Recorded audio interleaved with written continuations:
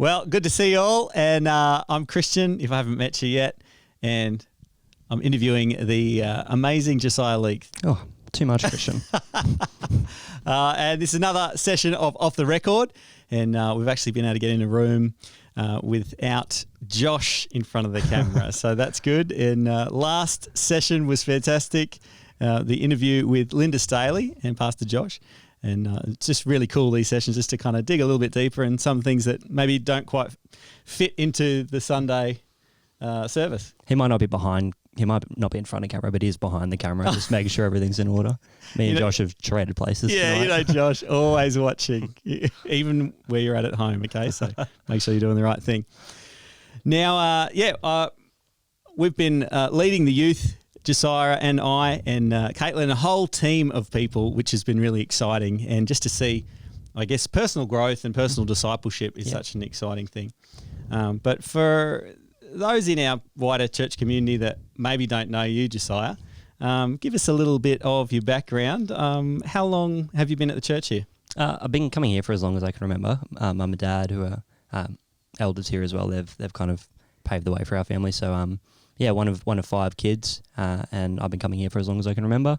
And I've been part of youth and serving in youth since I was probably about 13 or 14. So 22 now, coming up on the decade. Oh, well, good times. Yeah, it's been great. And I guess growing up, your family was a Christian family and a household that upheld the godly values, I guess, in the Bible, the Word of God. How have you found that becoming an adult? And I guess things that maybe you started out just thinking were, that's all you knew. And then now almost as you're growing up, you're kind of making choices now into the things of God. Yeah.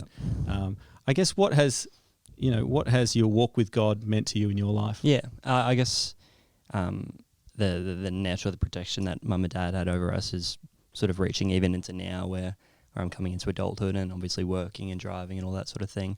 But I still haven't had too many of those hard knocks that I think a lot of people my age have, and I give that over partly to my parents, my upbringing, and that there. But ever since I probably started serving in youth and church, it's hard to do that and not be serious about your faith or not know what you believe. So over the last 5 years or so, that's become very real through serving and through ministering to youth and being around young people.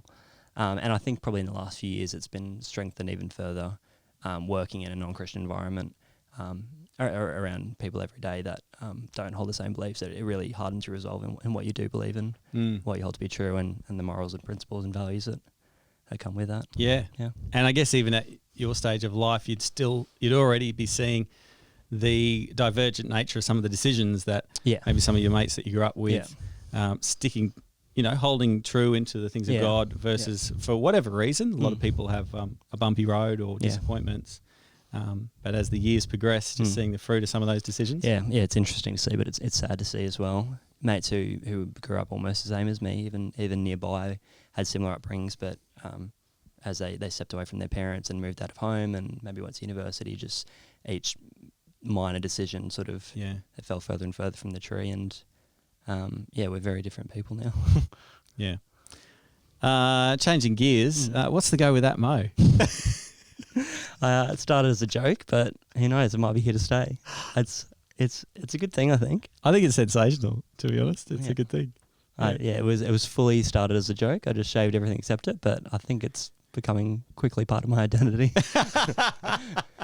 Josiah, Joe and the Mo. We'll see. Excellent. Mate, so we served together in the youth ministry and have for several years. And obviously you've grown up and a lot of the leaders have kind of matured in that time. We always have fun and we always build God into that as well.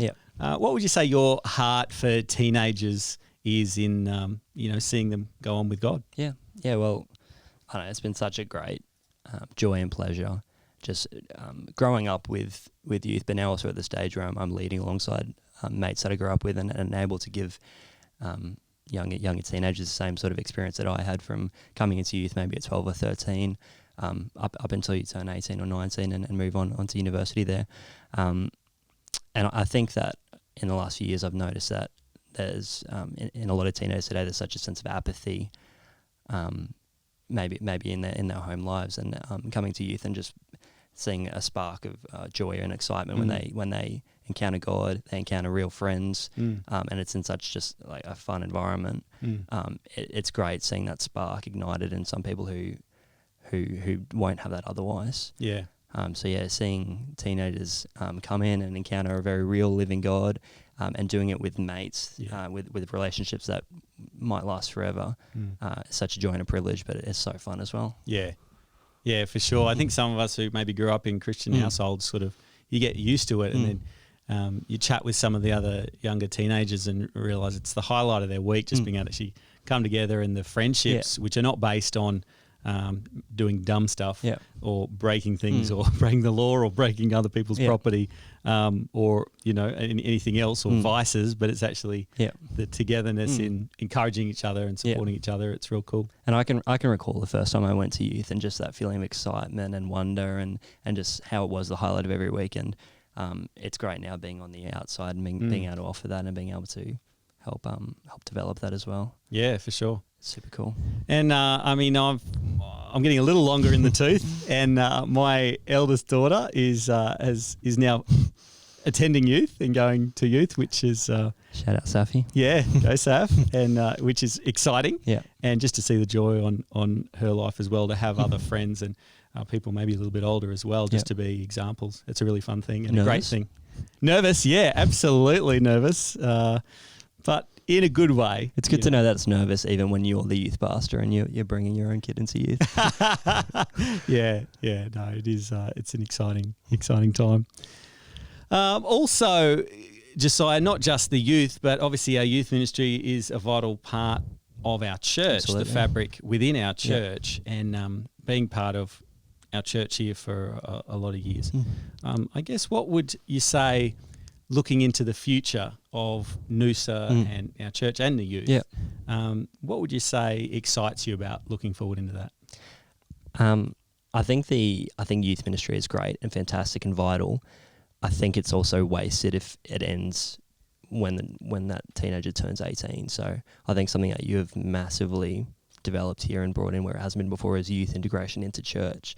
And the more that I can see that and we can see that strengthen, the better, not just from 12 to 18 and then we pass them on, but actually through to young adults and then into church and getting married in church and having a family here, and that teenager that maybe comes to youth on a Friday night when they turn 12 will still be in church on a Sunday morning when they're 25 and when they're 35 and when they're 50, loving God with their family. Yeah. And just to see that longevity is something that's super exciting to me, and I guess a big priority to not just leave them when they turn 18, but to see that go on and into church there. And I think that's a vital thing as well. It's very easy to just sort of take your hands off the reins when they get a bit old for youth, but I think the more that we can see youth growing up into church and staying in church and remaining strong in their faith, the better. Yeah, very true. And I think it is exciting that we have a whole church community from, people in their 50s, 60s, 70s, 80s down to the 40s, 30s, 20s, teens and single digits, where it really does feel like everyone is supporting each other and cheering each other on across those generations. Yeah. I know our church leadership, Pastor Josh and Kristen, and the entire eldership have always been huge believers, not just in adults or not just in youth, but across the generations. But they do have a big belief in investing into the younger generations. And I think even our church already is seeing some of the fruit of that, where you've got some of the kids that were 13, 15, playing around, your Declan and Caitlin's and different ones, and yourself, and different ones who were kids who are now adults and leading with the responsibility areas of the church and in creativity as well. Morgan and Amy and different ones. And that's exciting. I think that's a real sign of health when the church and the church eldership and leadership are investing into kids and then seeing the fruit of that, which can be 5, 10, 15 it's so cool. years. And it's something that's not represented anywhere else in society, that mix over of generations with a single cause and purpose and gathering point. Yeah. You don't see that anywhere else in everyday life. So it's really cool to see 12-year-olds interacting with people as old as their grandparents, but in a healthy, dynamic way. Yeah. Yeah, and regular way. Yeah. And it's not just like the It's not annual just at visit, go and Christmas. see Yeah, yeah. Nana. You know what I mean? Yeah. It's like every week Yeah. in the cafe, in church. Yeah. Yeah, that's exciting. Yeah. Well, it is exciting, and we've got some, I guess, exciting times coming ahead that in the heart of Pastor Josh and Kristian and myself and Eliza as well, just continuing to want to see young people step up into leadership and begin opening up opportunities for them as well. Sometimes we just, we can just sort of get younger people to do something, but there's a different weight that is carried when you're the one responsible. Yep. And it's exciting. We've sensed for some time that we need to keep investing younger, and we are excited to, I guess, announce or let everyone know tonight that heading into term 3 of this year, the school term, that Josiah Leeke is going to be commissioned in as the new youth pastor. And hoots and hollers and cheers. Yeah, which is great. And that's more of an excitement thing that Pastor Josh and myself and the leadership we've been walking through. We're still around. We're not moving house or church or anything else like that, but just in a belief that keep investing younger. But with that, it's easy to say it, but we've also got to endorse it and continue that process. So, mate, I'm really excited for the future of our youth. Yep. In your leadership and the team, a fantastic team of youth leaders as well. How do you feel, mate? So you're not going anywhere? No. No. Maybe to the beach for a surf, but that's just for a couple of hours and then back again. So, no, we're here and we're really excited about the church. I guess this time with the gathering restrictions this year, I guess this was a journey or a process that was already in play, and Josiah, you'd already been set apart towards a process of ordination and action in the ministry. Yeah.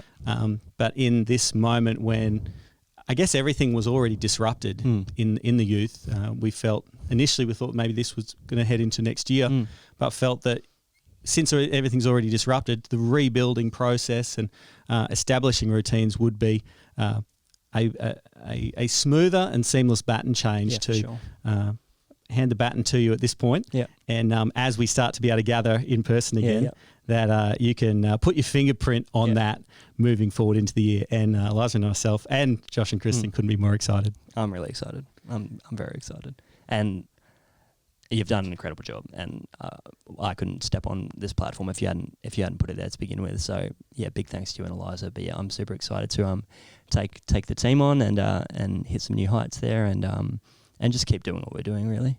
Keep investing deep into the lives of the young people in church and even outside of church. Keep growing the community, keep loving people, keep making it an exciting and fun environment for the youth of our church, and also bringing them into our Sunday services and growing that relationship there. But super excited for the future. And now, so that's hot off the press. So just between you and us, okay? So just keep that on the down low for the time being. One of the things that's really stood out to me over the last few years is Josiah's heart in discipleship. Obviously, as teenagers, we have a leaning towards fun, and obviously the relationships have got to be fun at that, especially in all of life, but especially then. And in our events are fun, and we always enjoy ourselves coming together. But something that stood out to me has always been that can't take precedence over discipling young people, and your heart for small groups, connect groups, and teenage boys especially, just seeing them getting the right input and spending time with them is just been a really refreshing for me to see. It's easy to jump into the highlight moments, but Josiah's been the one that'll grab the church van and go and pick up a bunch of teenage boys and just spend time with them and take them on activity and adventure and pray with them and get God's word into them. So we're really excited, mate. Thanks. Happy days. Well, and like I said, it's just between you and us right now. We will make, and Pastor Josh and Kristian will make some formal announcements as we head towards term 3 in the next few weeks. And like I said, Eliza and I still around, super excited about the future of the church, still involved and on the pastoral team and leadership. But we're just thrilled where our church is heading, and the changes that have happened this year have forced some great growth opportunities ahead, we believe. So the best days are ahead of us, and hopefully we will see a lot more of all of us in person and in the flesh moving forward. We'll take care of Safi. Don't worry. We'll look after I'll her. get a shotgun just in case. You're going to be waiting in the car park. I will be one of those ferrets in the car park. Yeah. Just keep a lookout for any boys. Absolutely. Right. Yeah, they're like, you can go home now. No, I'm good. We can get you in now as car park security. Yes, absolutely. Well, that's it. Off the record. See you next time. See you guys.